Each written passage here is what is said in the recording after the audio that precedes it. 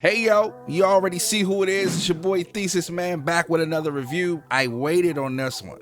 I did. It's a lot of people that have some choice words, but I don't understand why. I checked out a couple of videos. I'm talking about Decap's Knock, right? Whatever it is, I don't know what people was having an issue with. It did exactly what the word says on this VST. It knocked. Let's check it out. Let's get right into it.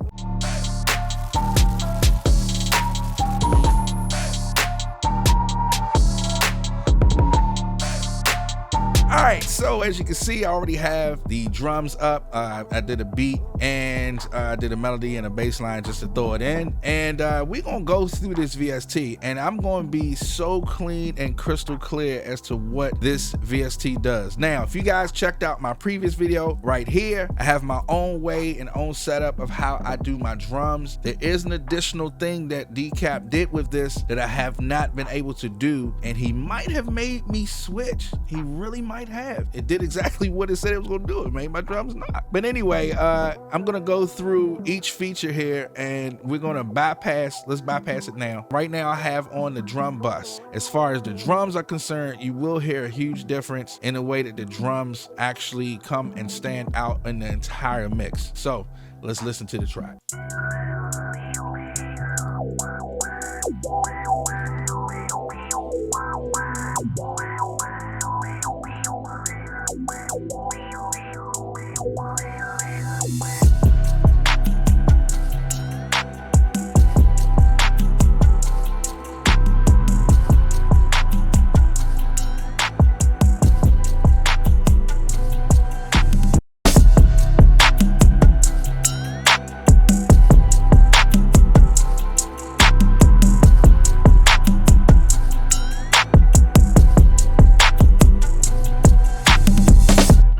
Told you, man. Didn't I tell you? It did exactly what it said it was gonna do. It made the drums knock. Let's individually go through all of the features that are on this VST. So as you can see, we have a punch, we have a saturate, we have a sub, we have an air, and we have the clip feature for this VST. It's a very, very straightforward VST. It does exactly the features that you would expect for drum sequencing processing to be done. At the bottom, it has an in and out meter. You have a gain match that you can turn on that will match the gain. You have the good quality or pristine high quality sound that you can have come out of it. You can change the tone of the actual overall sound for your drum. You have a dry and wet knob of how much you want to be processed. Either you want it totally dry, you want it totally wet, or if you want it in the middle, like how I have it now. You have the bottom filters that you can go through, and the 3 buttons for the saturation. Now, when I did this, I think it was either high, mid, and low, I'm not sure. But it gives you a different saturation sound for each time you change the button. I think that the other additional key thing to this is the sub. I'm gonna tell you why. So when you have a kick and we all stack our kicks, some people don't stack their kicks. I used to be like that. But you have a lot of people who wanted that boomier sound towards your kick. And of course, a punch just doesn't do it. You do a sub. So say for instance, you would take a kick and a sub, you'll put it together. You would either make the kick longer or make the sub shorter. This feature right here basically gives you that option to add the sub onto a kick. And if you look on the side, it gives you the key that you can switch to so that it stays in key on the song. Dude, that is phenomenal. If you look up top right here, you can change the decay of how much you want to be on that sub as well, which is that's a great feature to have.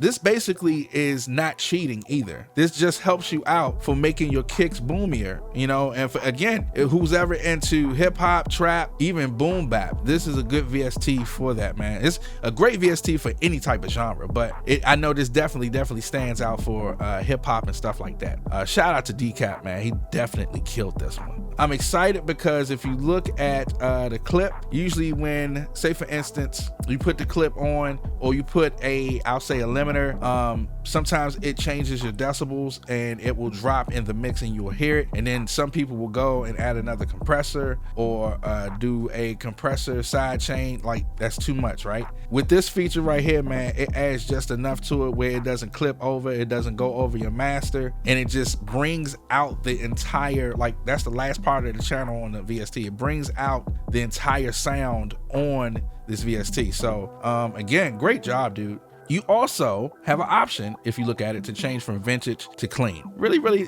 you know, it's a straightforward VST. So, I mean, what do you guys want from this? It made your drum knock. Depending on your sound that you choose, it's up to you, but you can't blame the VST for, you know, the lack of your choice of drum. So let's start there. Based off your choice of drum, if you got a good setup already, this is going to make your drums knock. The only downfall that I would say that I would have is the presets. A lot of people like presets. So, you know, the workaround to that is, you know, developing your own preset. And the way that you do that is that you hit this plus button and say that I've made a modification or anything to the presets already there. It's a modification, it's my modification, I wanna save it. You can go and save the modification there. And that's really the only thing. I don't have any, like, you know, huge cons with this, because it does exactly what it says it's going to do. So what do you want? All right, anyway, so if you guys like this video, please make sure that you go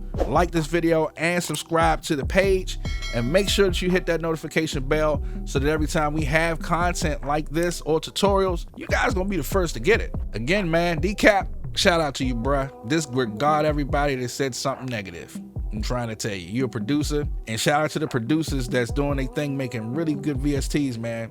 You guys are stepping up. Anywho, you guys already know who it is. It's your boy Thesis. Peace.